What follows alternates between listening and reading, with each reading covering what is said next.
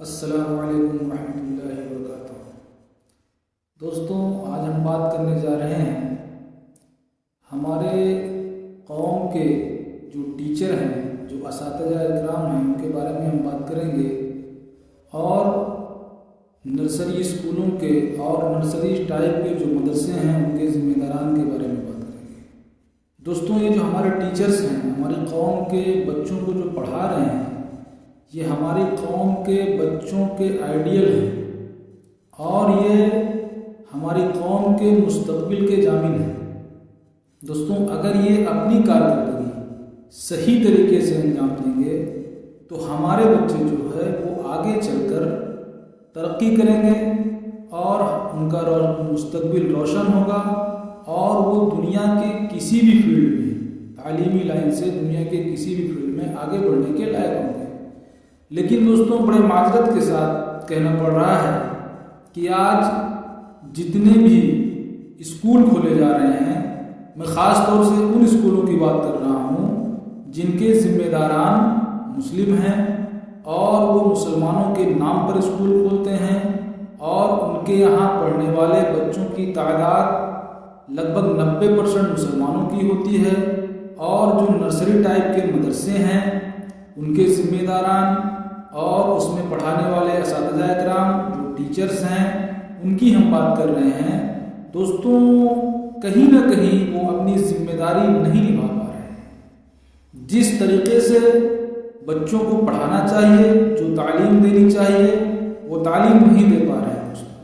اور اس میں سب سے بڑی وجہ جو میرے سمجھ میں آتی ہے وہ اسکول اور مدرسے کے ذمہ داران کی ہے، کیونکہ وہ چاہتے ہیں کہ ان کو کم پیسوں میں ٹیچرز مل جائیں، اور کم ٹیچرز رکھ کر کے، کم اساتذہ رکھ کر کے زیادہ بچوں کو تعلیم دی جا سکے۔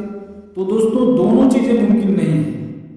بڑے معذرت کے ساتھ میں کہہ رہا ہوں کہ آج جو ہے، چاہے وہ نرسری ٹائپ کے مدرسے ہوں، چاہے وہ نرسریاں ہوں، وہ انگلش میڈیم کے نام پر اسکول کھولا گیا ہو، سب جو ہے پروفیشنل ہو گئے ہیں دوستوں۔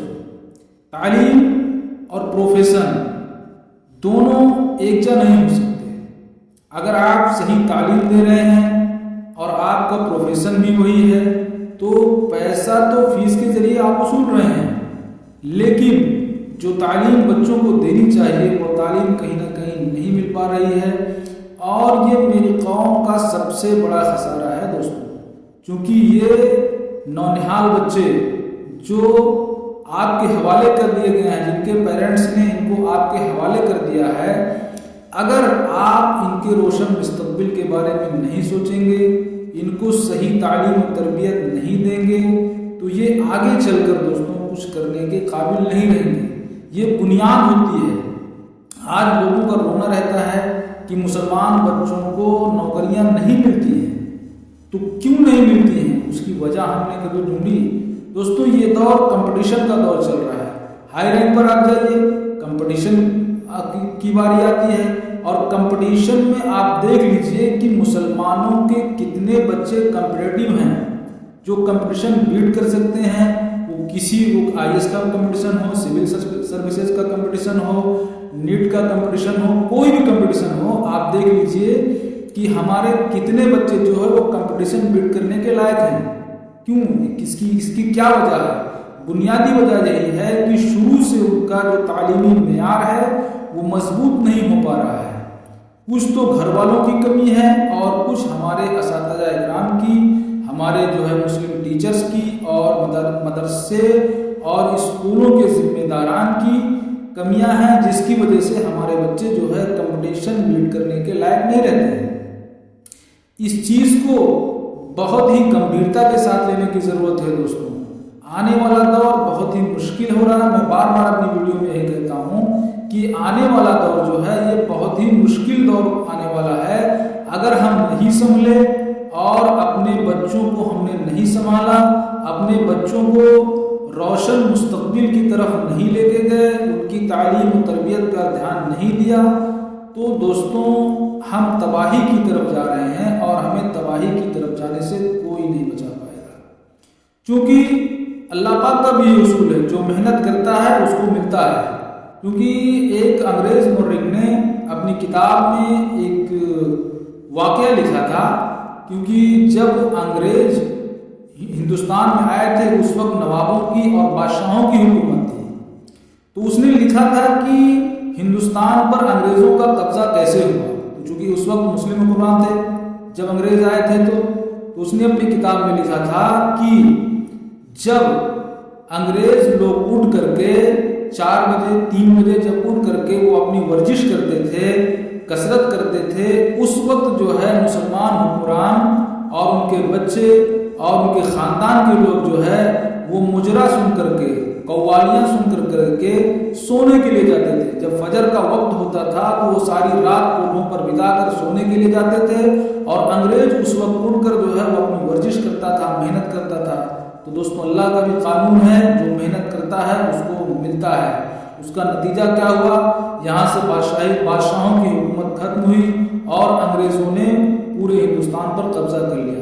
تو دوستوں، اس سے ہمیں سبق حاصل کرنا چاہیے۔ آج ہماری بھی عادت یہی ہو گئی ہے کہ ہم 10 بجے سو کر اٹھتے ہیں، 9 بجے سو کر اٹھتے ہیں، رات میں دیر تک جاگتے ہیں، بچوں کے ہاتھ میں موبائل ہے، وہ 2 بجے تک دیکھ رہے ہیں، 3 بجے دیکھ رہے ہیں، اور ہمارے والدین کو فکر بھی نہیں ہے کہ ہمارے بچے کہاں ہیں۔ تو براہ مہربانی دوستوں نگرانی رکھیں۔ سب سے پہلے میں والدین سے گزارش کرتا ہوں کہ وہ اپنے بچوں کی نگرانی رکھیں، اور اس کے بعد بڑے ادب کے ساتھ اور بڑی ہی معذرت کے ساتھ میں جو ہے اساتذہ اکرام سے درخواست کرتا ہوں کہ وہ بچوں کی تعلیم اور تربیت پر دھیان دیں، اور وہ کم پیسہ پا رہے ہیں تو کیا ہوا، محنت تو وہی کرنی پڑ رہی ہے، اور وہ اس کم پیسے میں بھی دین کی خدمت سمجھ کر بچوں کو پڑھائیں، چونکہ یہ دین کی خدمت ہے۔ دنیا پڑھانا بھی دین کی خدمت ہے۔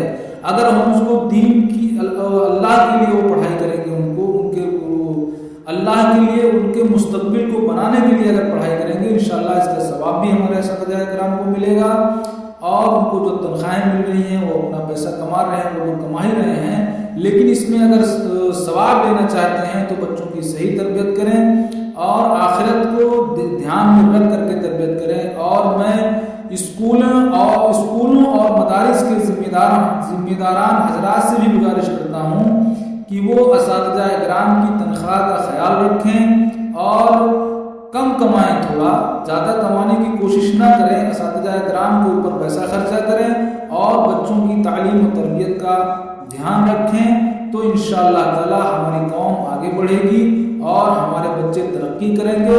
ہم اپنے بچوں کو اس طریقے سے بنائیں کہ آگے چل کر وہ کوئی بھی بڑے سے بڑا کمپٹیشن بیٹ کر سکیں اور اپنے قوم کی اور ملک کی ترقی میں نمایاں کردار ادا کر سکیں۔ السلام علیکم۔